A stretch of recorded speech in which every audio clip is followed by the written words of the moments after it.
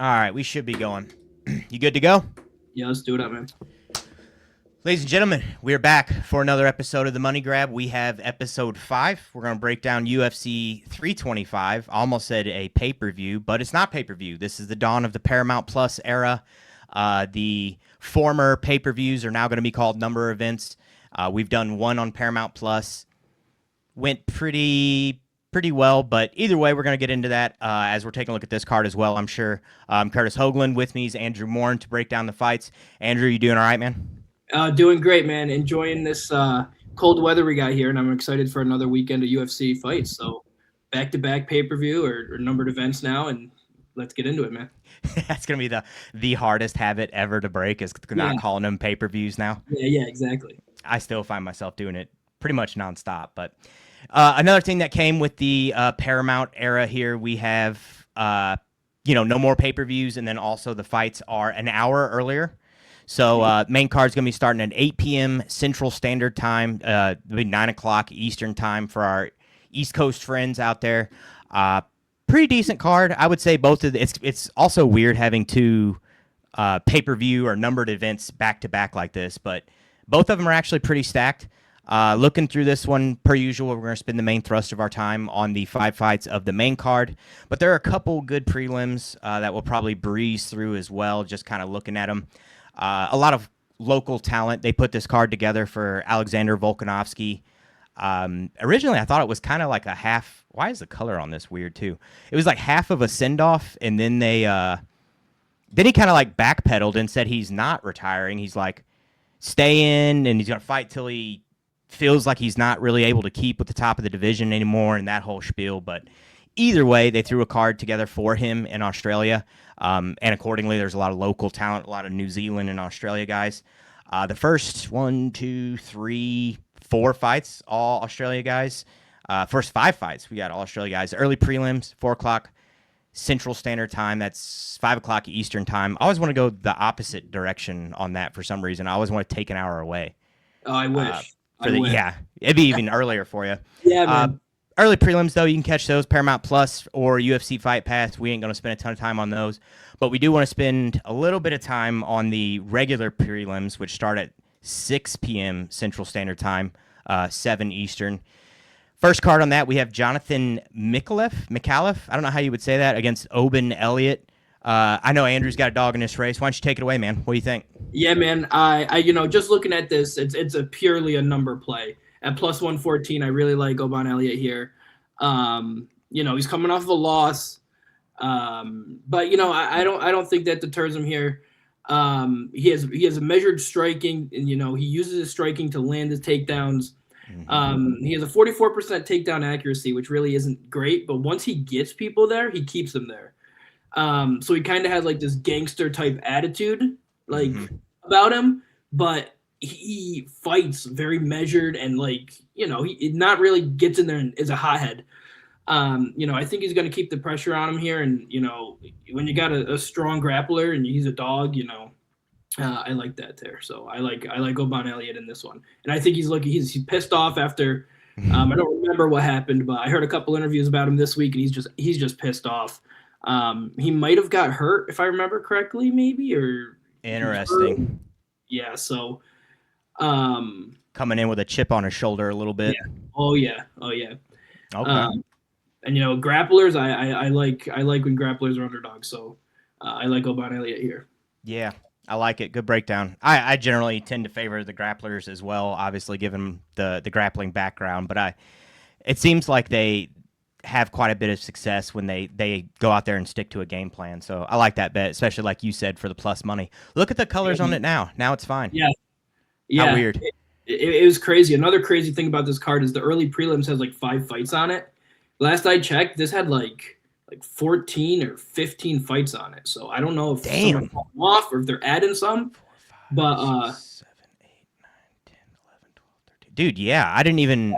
Normally I count the fights. That's crazy. I didn't count it, and I did not notice that. Yeah, I was looking earlier this week to see if I had any, other plays and stuff, and I was like, wow, there's a shitload of fights on this. Yeah, so we're starting an hour early, but we're still gonna end. And if Paramount ads have anything to do with it, we're gonna be here till 2 a.m. So absolutely. Absolutely. Yeah, Yeah, get a cup of coffee ready for this one. an espresso shot while you're at it. Yeah, exactly. That was I've seen quite a few people complain about the pacing of the first Paramount card, which they said that they're going to try and shave. I think it was like at least 10 minutes off of this card. But one of the things that I was thinking a lot of people were maybe overlooking or not considering was in that first card, there were also 3 fights that got dropped. Yeah. So if it was that same length of time with 3 more fights jammed in there, that would have actually probably been pretty good pacing for that. Yeah, exactly. And you know, they're gonna play ads and commercials and stuff, which that's okay. But I think what they did is a lot of filler time at the desk. They throw it to the desk all the time just because of, you know, they were missing 3 fights, so they needed that. Agreed. Yeah. You got to kill some kind of time, and if they're slotted for that amount of time on Paramount Plus, like they got to fill it regardless if they've got fights or not. If this was just on like, you know, normal television, they'd have to do the same thing. Yep. You know? So. Yep. You got it. I like that bet though. Open Elliott at welterweight, I would say probably I'd play that as well. Next up, we have a middleweight bout: Jacob Malkoun versus Torres Finney. I think this is one of the ones that I thought was actually probably a pretty good one for the prelims. Now, I don't know what the odds are on it. I need to take a look at that. But Jacob Malkoun trains with Robert Whittaker. I'm a Robert Whittaker diehard fan. I can't say enough about the guy, and I think people who train with him have to get some kind of championship rub, and Torres Finney has not exactly blown me away with his technical prowess. Oh, at minus 147, I will absolutely play Jacob Malkoun money line minus 147 all day long. I think that's a pretty solid bet there. I think he's better just about everywhere. He may not be as physically strong as Torres Finney. There's not going to be a lot of people that are when you're built like a brick shithouse like that. Yeah. But I think he's faster and more technically sound than Finney by leaps and bounds. What do you think? You got anything on this one? Yeah, man, I agree with you. I actually don't have much going off of this fight, but I did have written down in my notes Finney money line at plus 140. I saw him earlier, plus 140. I know. The only thing I have is he's boring as hell. But you know, I just think he can take a decision here. He can last for a decision. I know he was on like the Dana White Contender Series like 3 times. Like, oh damn, okay. If you're on there like 3 times, I hope it's him because otherwise I'm gonna look stupid. But no, you're probably right. If you're on there a couple times, like, you know, there's something seriously missing. And if I remember correctly, his last one was not a decision, and it wasn't really wasn't anything exciting. So, but he does get wins. So, you know, I'm a trend better, and you know, all wins. So. Yep, you're right. We'll have to have a gentleman's bet on that one. Yeah. Yeah, you're right, though. 3 times on the Contender Series, and his last fight was a split decision over that Robert Valentin guy, who's kind of a weird dude as well. Yes, and I think there's a lot of controversy around that. I think there was something coming out of that where they thought Valentin won, and and he got the decision, and it was boring as hell, and Dana White wasn't happy. Classic. Sounds about right. But I mean, he doesn't have the experience and doesn't, you know, I'm not super familiar with Finney, but he's never going to have a training partner that's better than Robert Whittaker. You know, he's the best ever. So, you know.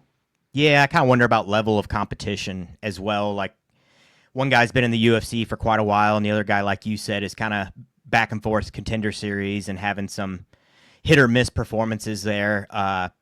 Last fight for Malkoun here was the TKO, was soccer kick to the body against Andre Petrosky, but then before that, he had an illegal elbow to Cody Brundage and lost. So I don't know, man. I'm gonna stick with Malkoun, and we'll do a little gentleman's bet on that one on the side.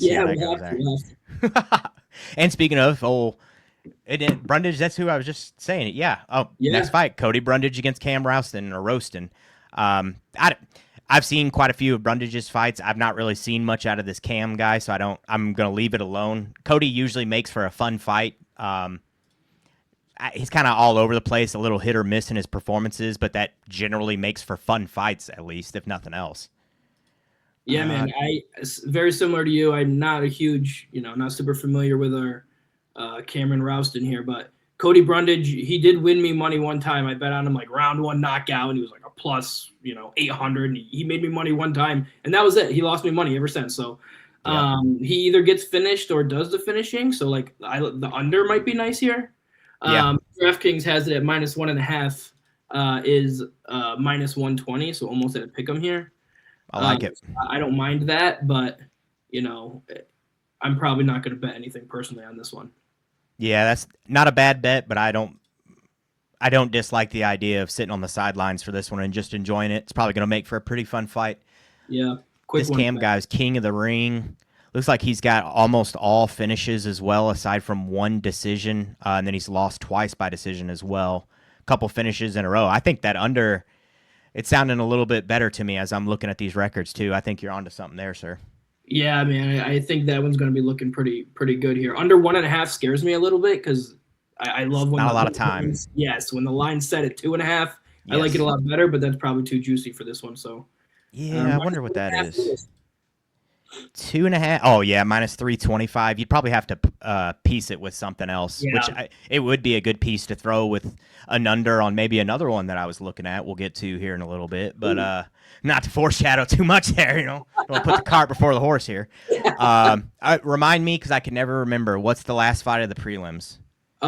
Featured prelim. Feature prelim. I always want to say premiere, and I know that's not right. Featured prelim of the night. We have Junior Tafa of the Tafa brothers, a couple well-known thugs of the area, against old Billy Elikana.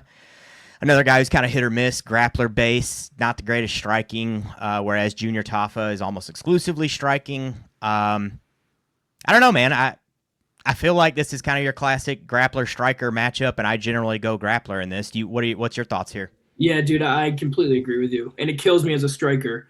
Because I'm the type of guy that you would fight, you take me down once, and I can't get up. You won't submit me, but I'm not getting up, so I just sit there. You know what I mean? Yep. So it kills me, but yeah, I lean the grappler in this one too, and yeah, man. -245. Apparently, we're not the only ones here. That's a pretty stout line. I wonder, they don't really have a whole lot of the props out yet. Yeah, the props are hard to come by. They'll probably hit us tomorrow, and we'll have all of them, and we'll be hours away from hitting it. Yeah. I would definitely keep an eye on those lines, though, because, last weekend it was what fight just got pulled off? Michael Johnson, I think. Yes. Michael Johnson got pulled off, and, an hour before we saw the line move. Like we were there talking about the line move. So definitely keep an eye on those lines there and, capitalize on it if you can. Yeah, exactly. Michael Johnson, Alexander Hernandez. Yeah, and Dana confirmed that's exactly why it got yanked. So a lot of weird shit going on with that lately. But the line specifically here I'd probably be watching would be Billy Elikana either inside the distance or by sub would be my guess. I think he's probably going to go out there and shoot a takedown on Tafa and choke the piss out of him, if I had to guess. Maybe look for a double chance and get a submission and decision. Yeah. As long as he doesn't knock him out, looking. Yeah, good. A lot of times those doubles, you can actually still get pretty decent odds on them, too. Yeah. Double the coverage. All right, moving on to the main card where we will spend the thrust of our time here, 8 o'clock Central Time, 9 o'clock Eastern Time, 5-card fight. I believe now I'm second-guessing it with the amount of freaking fights on this card, but first fight of the night, lightweight bout, or at least of the main card, we have Quillan Salkilld versus Jamie Malarkey. Andrew Morin, why don't you take this one away, man? Lead us. I think I led on the last one, so take her away, man. Yeah, so first things first, I would pick Salkilld in this fight. I think he's just going to be better. Jamie Malarkey, and one of those guys that I just fade. I just fade him for some reason. And I have a feeling, nothing against him, but I feel like there's a lot of pressure on him where he's in his home, right? How many times do they go to, Australia for fights? And, he's kind of the middle of the pack type guy. He has 18 wins, but I think he gets knocked around a lot. Yeah. And Salkild's a high volume striker. He has that finishing ability. He has a 19-second knockout in his UFC debut. I believe he's the younger fighter in this one as well. And I just think it's on two different careers are going in two different directions here. So just one of those where changing of the guard, so to speak. And I think Quillan's going to get it done here. I just think he's going to use volume and get it done. Couldn't agree more, man. You pretty well covered it on that one. Younger guy, like you said, careers on two completely different trajectories at this point. One guy's kind of on the way down, like the back nine, so to speak. One guy is on a tear, getting all kinds of attention. John Anik likes to bring to light that his family owned a bakery. He used to be a fat kid, and then he goes on and gets like the most brutal freaking head kick knockout ever against Nasrat Haqparast. Stylistically, one of the things I noticed too, Quillan is one, he's big. He seems to be pretty physically gifted. Like he seems strong. Like sometimes these tall, lanky guys aren't also strong. He seems to be pretty strong. He was out grappling Ashmuz, who is a pretty short, powerfully built guy, and Quillan was kind of having his way with him. Striking leaves himself a little bit exposed, but I think you kind of have to do that to get the finish sometimes. And against a guy like Jamie Malarkey, who doesn't have a ton of pop, Quillan was eating shots against other people, no problem. I don't think Jamie Malarkey is going to land and hurt him or anything. So I would say Quillan probably inside the distance, if you want to chop that line down a little bit, is the move here. The line was like, I think it was like minus 1,000 or something. Yeah, it's ridiculous, dude. On DraftKings minus 1050 at the moment. You know, I would also be a little hesitant when you see the line start to get this big. Be a little, you know, more cautious, even if you're throwing them into a parlay or something, just because we saw a lot of fighters this weekend, about two of them, who were like, you know, closed at minus 1,600, and they did not perform like they were minus 1,600 favorites. So, you know, a little bit of bankroll management when you're going in for this one. Absolutely correct. If there's not value there, which at minus 1,000, there certainly isn't. Like, what's the point in the most unpredictable sport ever? Like, why are you playing something at minus 1,000? Like, it's just, there's no value there. Yeah, he stubs his toe on the way to the octagon, and now the fight's off, and you know, or he gets his ass beaten. Or he just simply overlooks the guy. He goes in, you know, he drank a little too much of his own Kool-Aid, goes in there and lets it get to his head and proceeds to get the shit beat out of him. We've seen that happen several times. I mean, countless times there. The one that always comes to mind is that Michel Pereira when he fought Tristan Connolly or whatever that dude's name is, the guy that was a weight class down and went up and then proceeded to beat the shit out of him. Yeah, another one, Peyton Talbot, when he lost absolutely a couple events ago. Yep. When he went out there and he was like, you know, everyone's like, oh, look at this guy, this young kid up and comer went out there and he got like I got mollywopped. Yeah. Was it Honey Barcelos who did that to him? Yeah. I believe so. Yeah. Pulled that one out of my butt, but yeah, I'm almost positive that's who it was. Honey, he's got a habit of doing that too, that bastard. Yeah, he does. Yeah, he does, man. He's cost me some money a couple times. He's like one of those crafty, savvy vets who ends up fucking up some of your parlays and stuff where you're like, you bastard. Oh, yeah. So anyway, chop that one down if you can. If you're going to play it, don't play it money line. Chop the odds down, find you a prop, play it that way.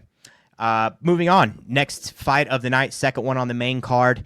We have heavyweights getting after it. Tai Tuivasa versus Tallison Teixeira. I guess I'll take this one here. Tai Tuivasa coming back after an extended layoff. He's on one of the longest losing streaks I've ever seen in the sport. I'm honestly a little amazed that he's still signed. He's on a 5-fight losing streak, almost all of which are finishes, which you never like to see at that level. It starts, I don't know, you start considering, like, where is this guy's head at? Is he still in the game? Is his body failing him? Like, what in the hell is going on? I think Tai has always suffered a little bit from, like, a discipline issue. Guy likes to party, comes in a little bit out of shape and stuff. That generally doesn't bode well in an athletic career, especially one as brutal as MMA. So all of that to say, I don't know what Tai's doing back. Supposedly he's been making good money outside of MMA and doing well for himself. So I would generally be led to believe like this is a money play or something, which it may still be. I don't know. I don't know what's going on here. Stylistically, as far as fights go, he's heavy striker. He's your classic kind of Australian brawler. He fights in the Mark Hunt school of fighting for sure. It's a lot of big, heavy punches, not a ton of setup. It's kind of like singular big shots with the occasional flurry or combo. Kick game, I actually think he's got good kicks. He just doesn't use them a ton. He kicks pretty hard.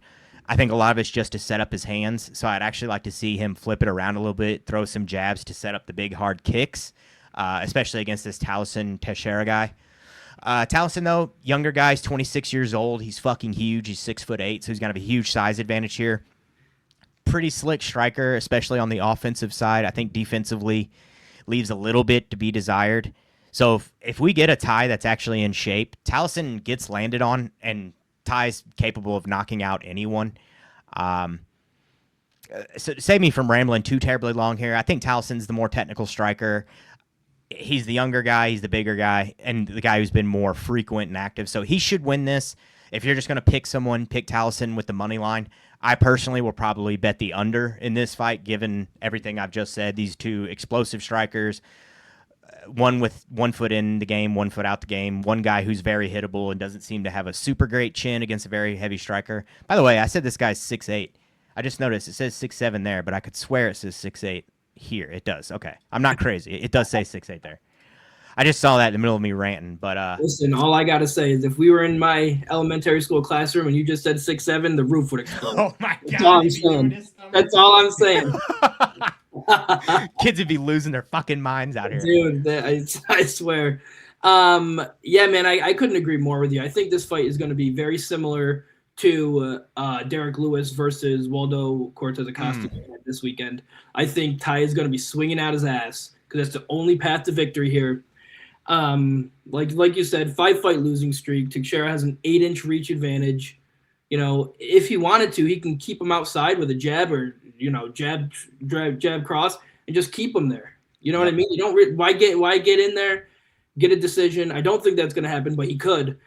And his ability to control the range is just superior, and it's going to get him into a fight-ending sequence here. Like you said, I like the under. Last I checked, it was minus 260, I think, but still, like, might be something worth like sprinkling on here. Yeah.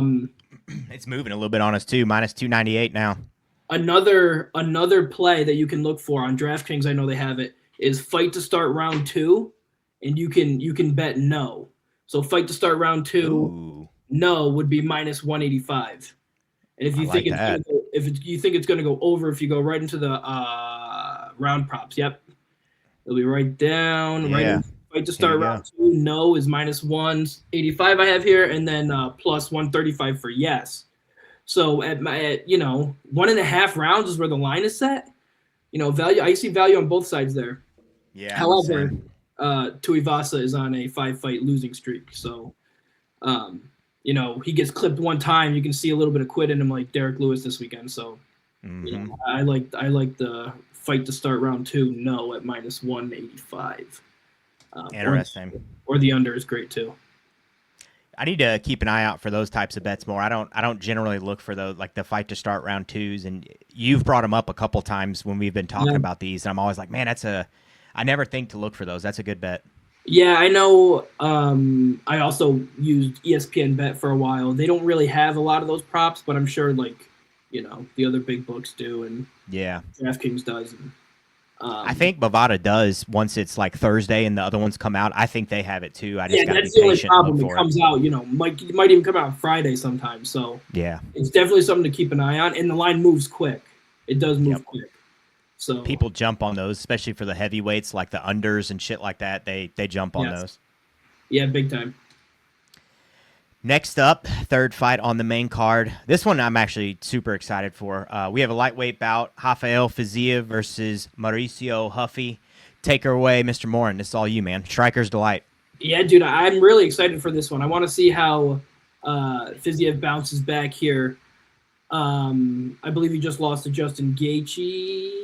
He's actually, I forgot. Right. Balmundas, yep. Yes, I just forgot that one. That's a good win, too. That's a good win. That's a good win.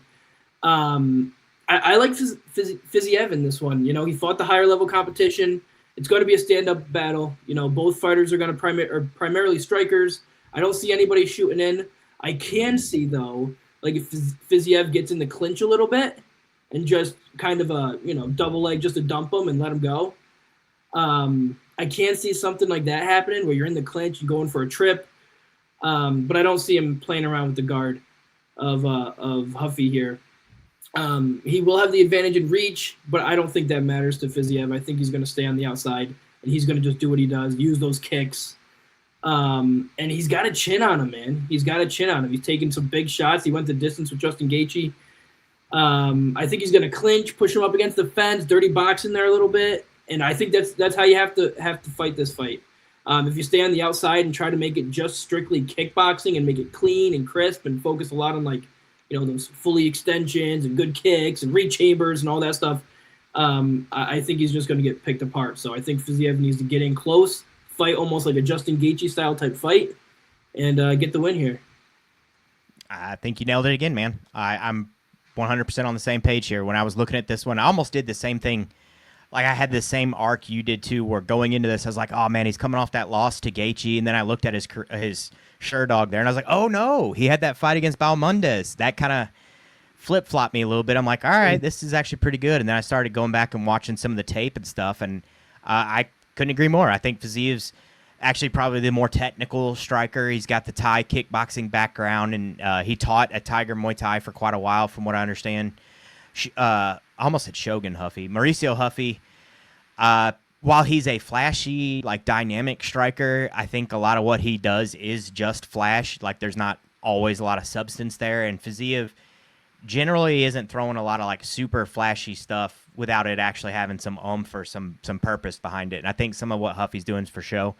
It impressed the shit out of me when Fiziev, I think it was the first round, he had Gaethje down and, like, had him halfway mounted in, like, a mounted triangle, if I recall correctly. I need to go back and rewatch that one, and was landing a lot of big shots on him and actually controlling him on the ground. It was pretty impressive. Now, it gassed him out, but I don't think Huffy's as hard to control on the ground as Gaethje would be. So I think if it goes there, he can control him. I'm not saying he's going to go out there and, like, shoot a double leg or something, but I do think if it goes there, he would be, the superior grappler, I guess. So, yeah, long story short, I agree. Yeah, man, especially if it's up against the fence, too. Mm-hmm. Like, I can see, like, Huffy trying to stay on the outside and get backed up a little bit and kind of get a little bit of clinch working. Yep. And plus 102, he's an underdog. I mean, this whole card, I feel like we're just liking dogs here. This does have a tendency, though, I feel like, to flip. I feel like, he might close closer to a favorite. Yeah, I could see that for sure. Did Mauricio Rufy, did he just leave Fighting Nerds? Do you know? Yeah. So I don't know if he's officially, like, separated from them, but he did for this camp. He went and trained. He's training with Volk. Interesting. Yeah. So I'm always torn on those type of moves. Yeah. Like, I know, the little fights I had, if I had a different coach, it would not go well. You know what I mean? Yep. You almost need those guys who've been there with you, know how you react, know what you do. So yeah, I always get a little torn on those ones, especially after just, like, their first real big high profile loss, and they're like, oh, I got to reinvent everything and all this, and I got to go change it all up and stuff. It's like, man, stay with the people who got you to the dance. You were doing something right. Just because you had one loss, like, just address it and see if you can fix it first before you just up and move and relocate and all this. But I mean, you're not going to train with a much better team, obviously, with Volk and them. So at least the caliber is high. I just wonder. I mean, yeah, everything you just said there. I don't know. Yeah, it's definitely something to keep in mind. But we'll see. We'll see how it plays out. Agreed. I think Fiziev, probably decision. If I had picked method as well, I would say probably a decision. Choose him up over time. Oh yeah, and if he's a dog at money line, he's probably. Let's see. Well, I have him right here. He's probably plus money by decision as well. So, might as well make some more money on decision. Fiziev is actually plus 180 by decision. Damn. So it's actually kind of weird because on the money line, Fiziev is a plus 102. It's plus 102 underdog. But his decision, the price by decision, is not as high as Rufy. So I guess that is, huh? I guess they're predicting a Huffy KO or something. I don't know. That doesn't make much sense. I think it's got to be what the bookies are thinking. Yeah, and even that's not a huge difference. Yeah. Plus 240, huh? Very odd there. But I don't see Fiziev getting a finish here. I think he's going to get a decision. So Agreed. And I wonder if public money is moving those lines a little bit. Is kind of why they're a little goofy and they don't make sense. It's public betting heavy, and so they're maybe accommodating those bets. Yeah, Huffy, I feel especially like, has a lot of like social media and like casual fan base that are like, yes. which are usually big bettors and shit, throwing money at Yeah. them because they see the flashy knockouts. Yeah. Everybody who's got those fighting nerd glasses, right? Exactly. Everybody who bought them, they're throwing their money on them. Fighting nerds. If they have money if they have money to buy those glasses, that they're moving the line. So Exactly. They're throwing it at some bets too. Yeah. Every time I hear somebody say fighting nerds, I always hear that promo when Caio Baraujo like was first really hitting the scenes, and he cut that promo on the mic and did the fighting nerds, and that's like what everybody used that line for the longest time.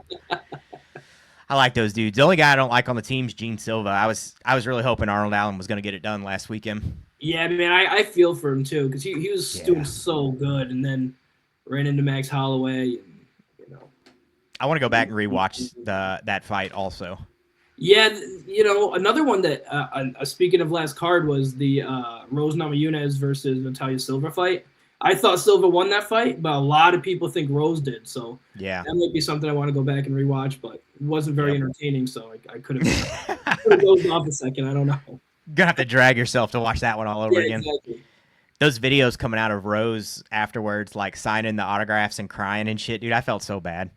Dude, and she's like I just remember UFC 217 when she beat Joanna Jędrzejczyk on the Michael Bisping George St. Pierre undercard. Like that was just so sick. And then when she won the belt back and knocked out Jing Li, dude. That was the Thug Rose era, man. Yeah, she's like, I'm the best. Yep. When she was saying it at the face-offs and everything, that shit was so good. Yeah, dude. Oh yeah. All right, we got the co-main event of the evening, lightweight bout. We have number 6 lightweight in the world, Dan Hooker against Benoit Saint-Denis, number 8 in the world. This is a fun matchup. Again, another kind of your classic stylistic matchup where we have a guy who's a heavy grappler against a guy who's a heavy striker. Dan Hooker, been around the block once or twice. What do you even say about Dan Hooker that hasn't already been said? He's a gritty, tough fighter. He's like the epitome of like your brawler, tough, gritty dude who's going to take a lot of punishment. He's almost like a Gaethje, but doesn't quite have the pop that Gaethje does and can't quite take the punishment that Gaethje does, but he's I guess Timu's version of Justin Gaethje. He's big, he's lanky, pretty high volume. He's always struggled with the grappling, and unfortunately in this fight, I think that's going to be probably another factor. It's going to come back up just like it has in the past for him. Going against a guy in Benoit Saint-Denis who is a good grappler, but he's also a very physical grappler. He's not super technically sound. He's going out there and muscling and exploding through a lot of shit. So where I was torn on this one is like, does Benoit Saint-Denis go out there and just blitzkrieg through Dan Hooker, take him down, get the submission, or TKO him or something? Because it seems like Dan Hooker's chin is also starting to fail him a little bit. Like he's made a career on being a tough, gritty guy. And then in his last couple of fights, he's getting hurt quite a bit. He's kind of getting ragdolled a little. Gamrot was even hurting him on the feet a little bit, which it's like, dude, Gamrot does not hit hard. If he's hurting you, this isn't boding well. Benoit Saint-Denis hits super hard, but he telegraphs it all fucking day long. Like he might as well write you a letter and tell you what he's doing and let you set up so that you can get ready for it. Because it's just like these big winding, slow punches. They're powerful, but you see it coming typically. He's got good body kicks, but again, you see him coming. So I don't know, man. This might be one where I live bet it. It's like, does Dan Hooker survive the first round? If he does, I think there's an extremely high probability that Dan Hooker fights his way back into this. You've got a guy who is more of an athlete than a fighter, and then you've got one of the grittiest fighters that's ever been in the sport who you've got to kill the guy to get him to stop. So all of that to say, I think I'd go with Benoit Saint-Denis if I was forced to pick one guy. Betting-wise, I'll probably live bet this one, see how it's going, or just straight up leave it alone. Unless the odds are just crazy for like Benoit by submission or something like that. But this is just there's a real big question mark on this fight for me. It's hard for me to say how this is going to play out. Dan Hooker's too much mileage, too much damage, a lot of recent damage too, and all of that kind of makes me lean towards old BSD. But what are you thinking, man? Push me in one direction. Yeah, dude. Another one for me that I was, earlier in the week, I was thinking and I was like, like I don't really know on this one. But the more I look at it, like I'm a trend better. So whenever I bet, I like to look at the trends and look at the numbers and that sort of thing. And I'm a martial artist at heart, but I think sometimes my martial arts mind and my striking mind kind of lets me favor those strikers, and I can't get rid of that bias. So I like to dig into the numbers. And as I was looking into this one, all of Benoit Saint-Denis' wins have come via finish. Mm-hmm. So he's a finishing machine. And since the Poirier fight, Hooker's been hittable, man. He had that crazy war with Dustin Poirier, but he was hittable. Like that was the last fight that I saw him, and I was like, holy shit! Like he looked good. Like he fought the fight of his life that night. Yep. And for Hooker, 5 of his last 8 have ended by finish. Both absorb about 4 significant strikes per minute, which doesn't seem that much, but like when you have Benoit Saint-Denis swinging at you and you have Dan Hooker swinging at you, you're gonna take 4. Like that's a lot. What they call significant and what we call significant might be different. Similar to the first fight of the night here, different trajectories. So I like Benoit Saint-Denis here. I really do. I think it's one of those where another changing of the guard type moment. That being said, I think it's a shit or get off the pot moment for Benoit Saint-Denis here. We gave you Poirier. You won, like I think he won round 1. Like he was doing good against. Oh, absolutely, yeah. Then he got beat. Then we gave him Moicano. Yep. In Paris, right? And then he gets beat at home in Paris. Okay, that's a lot to come off of. And then it's just I don't know, man. Like it's just like shit or get off the pot, man. Like yep. I might be getting that fight confused. Did he fight Moicano? Yeah, no, you're right. Hinato Carnero. They've got him under his actual fucking gotcha. name, but yeah, okay. You nailed it. I was like, I'm pretty sure about okay. Yep. Then they kind of gave him a toss-up with that Kyle Prepelic one where they're like, all right, get some momentum going. Yeah, and exactly. Mauricio and Benny. Put them back up. And then, his last win, Beneil Dariush, was another good one. Mm-hmm. But again, 2 guys on 2 different trajectories. You have a guy on the way up and a guy on the way down. Like, this almost seems like it's like a Michael Chandler like padded record. You give him what's next? He gets Tony Ferguson, like come on, man. Yeah. All that being said, I like Benoit Saint-Denis here. I like the under 2.5 rounds at -165. The line is set at under 1.5 rounds at +145. But if you go into fight lines, right up top, right where you were, it would say fight lines. Scroll up a little bit more if you can. Right there. Oh, right there. Yeah, perfect. And then there you go. I love -165. And for everybody who uses DraftKings, there's also a stats button. If you scroll up a little bit, there's a stats button. Click that, and it'll tell you trends and betting. Nice. And it'll tell you the bet that goes along with it. So I like to look at that a lot too. So it's a nice little tool here to use it up. Yeah, I need to get on here and play with this more. I'm glad you're showing me this because I'm not super familiar with. I always, I use Bovada. DraftKings is pretty nice actually. They don't have this kind of shit on Bovada. They're pretty good. It's also a lot easier on your smartphone too, rather than it's a little clunky on like PC. Oh, on I gotcha. Okay. The actual website, but if you have the application on your phone, it's a lot easier to figure it out. But yeah, like Benoit Saint-Denis has to get something going here. He can't. Yeah. He has to, man. Like you can't lose to Dan Hooker. You can't.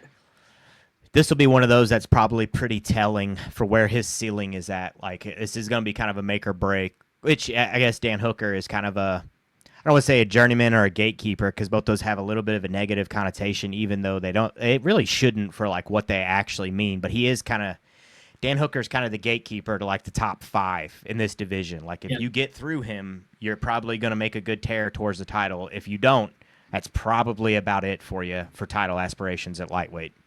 Yeah, unless something dramatically happens. Mm-hmm. But yeah, I agree 100% with you on that one.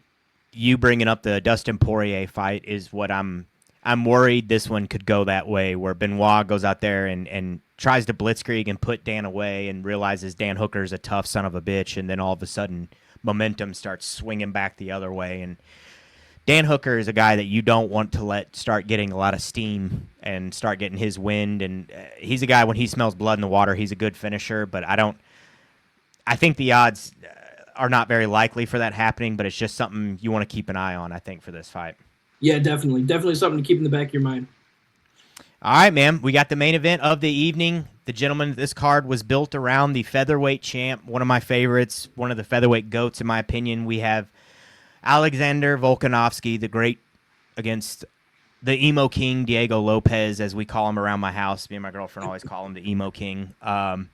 She literally doesn't know his name, but I go, the Emo King, and she's like, oh God, yeah, I love that guy. Then she knows who I'm talking about. I have nicknames for all these guys, so she knows who I'm talking about. But this is all you, man. Take her away. Lead us on this one. Yeah, dude, I'm so excited for this one. And if this is an Alexander Volkanovski retirement fight, I wouldn't be disappointed here. I think Volkanovski's done everything he can.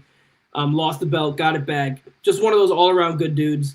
And he's like a really well-rounded fighter. Like, when I think of a well-rounded fighter, I only think of one guy, and it's George St. Pierre. And I think that Volkanovski fights a lot like George St. Pierre.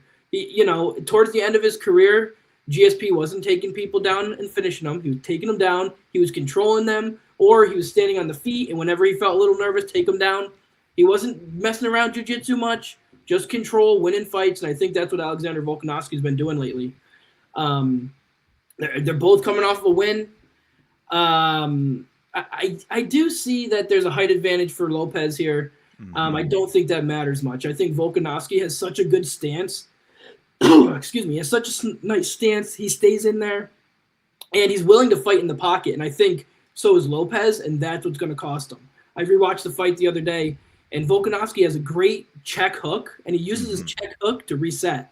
So whether Lopez is in there too close or Volkanovski's like backing out, he'll like do a switch stance and check hook, and it was money in that fight. And I think he used it a couple rounds early, and then he never went back to it. So I think that's going to be a weapon in this fight to really keep an eye out, especially when they get in the clinch, that left hook. 7 of Volkanovski's last 10 fights went to decision. Lopez, 4 of his 8 fights went to decision. So he gets a lot of finishes, but not really up against those good high-level guys. He went to decision with Evloev, with Ige, Ortega, in the last fight with Volk. So those are like the top-notch guys, and he's taking them to decisions. He's not getting them out of there, which he's not getting knocked out either. But, Yep. I think the fight's going to go the distance here. I think Volkanovski's keeping the fight standing, and it's going to be a rinse and repeat of what we saw last time. Damn. Yeah, dude. A lot of people are on Lopez, and I just can't do it. My heart can't do it. Volkanovski again, and like he was 162 earlier in the week, 148 now, minus 148. Like, money's coming in on Lopez. I mean, we can get this thing close to a pick 'em. I love Volkanovski in this spot. Damn, good breakdown, man. I don't disagree on basically anything you said. I think you pretty well covered it. I think Volk's one of the most well-rounded guys in the sport at this point. His kick game is not like super flashy or fancy or anything, but he does throw good kicks to the body and downstairs, and it's setting up his hands. Got good low calf kicks, things like that. And I think he worked those well in the first fight against Lopez to set up some of the bigger shots he landed upstairs. I did start going back and rewatching that first fight. So for some reason in my brain, I thought that fight was a little bit closer. And then when I went back and started rewatching it, I was like, man, Volk's kind of beating the shit out of him. They're like, he's landing far and away the bigger shots. Now, Lopez has the like freak explosivity and crazy power. And so like the one shot is kind of an equalizer. He'll land 1 to Volkanovski's 5, and all of a sudden their health bars are about the same. Right. I also think he's probably the better jiu-jitsu guy. I always touch on that his uncle is a coral belt, which is like fucking insane for anybody who knows what that is. It's like the rarest thing in jiu-jitsu ever. But I don't think Volk is the type that is going to take it there and be willing to stay there and engage in that game with Diego. Also, he trains with Craig Jones, who's one of the best jiu-jitsu guys on the planet.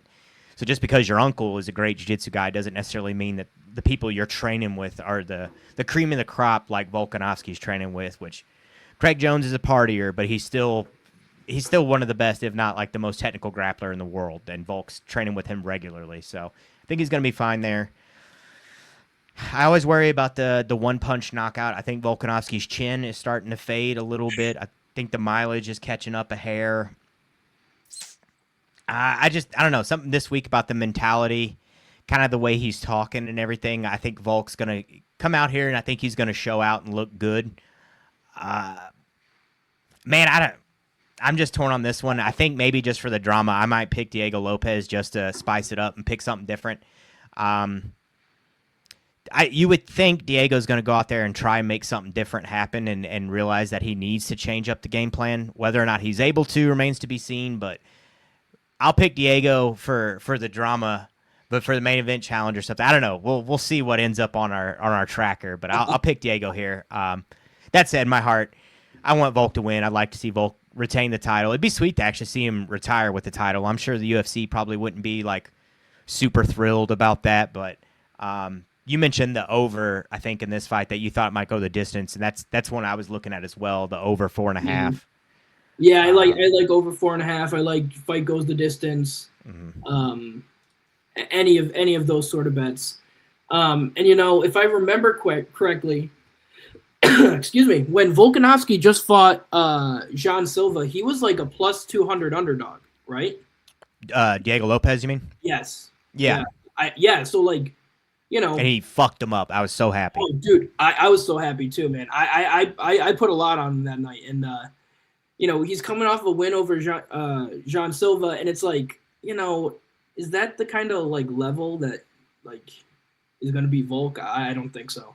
Mm-hmm. If Diego Lopes stays on the gas, pressures Volkanovski, stays long, hits him with those power shots, he does have a path to victory.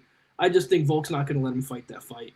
Volk's going to be too smart here, and he's not going out there to prove that he's tough. He's going out there to win, and I think that's that big difference in this fight. Yep, going out there to retain, which is it's far different fighting style and game plan than when you're going out there and trying to take something from somebody, like you're fighting to retain. Yeah, I would agree. And Diego, while he was dominating the first round against Jean Silva, it was largely on the ground, and I don't think he's going to get Volk on the ground like that against Jean Silva.